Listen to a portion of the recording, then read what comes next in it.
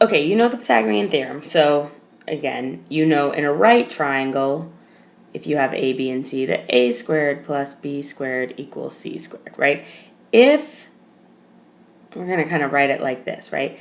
If it's a right triangle, then the Pythagorean theorem is true.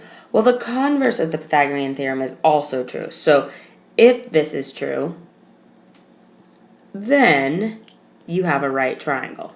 Oh, that's a terrible right triangle. I apologize. Then you have a right triangle. Okay?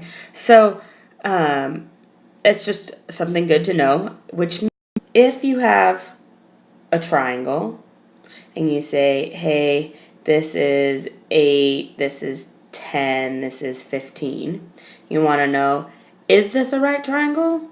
Is this a right triangle? Which actually comes in really handy if you're building something, right? If that makes sense. If this was a right triangle, a right angle is very strong, right? Think about walls in a house and stuff, right? So if you can create a triangle, you can determine if it's a right triangle. Is this really a right angle? So we're going to do 8 squared plus 10 squared equals 15 squared, right? Is that true? So 64 plus 100, does that equal 15 squared, which is 225? Is that true? Nope. So not this, in this case, a right triangle. Okay. If, however, this equality was true, then in fact it would be a right triangle.